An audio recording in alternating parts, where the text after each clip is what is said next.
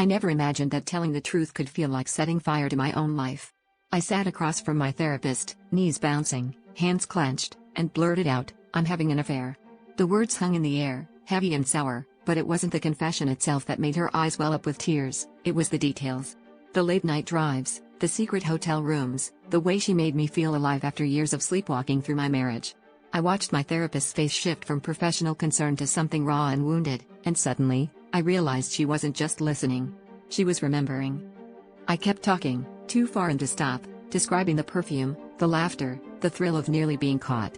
Her knuckles turned white as she gripped her notebook, and when I mentioned the scar above my lover's hip, the same one I'd traced with my fingers the night before, she broke. Tears streamed down her cheeks. "It's me," she whispered, voice splintered. "You're talking about me." The room spun as everything crashed together, the sessions, the lies, the way we'd compartmentalized what happened outside these four walls. I wanted to deny it, to somehow fix what was shattering between us, but it was all out in the open now.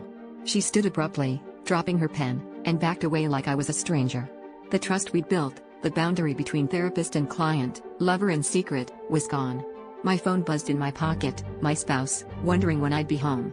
For a second, I thought about running after her, but I was glued to the chair, paralyzed by the mess I'd made. Now I'm sitting here, staring at the clock, realizing I have nowhere to go. I can't go back to my marriage, not really.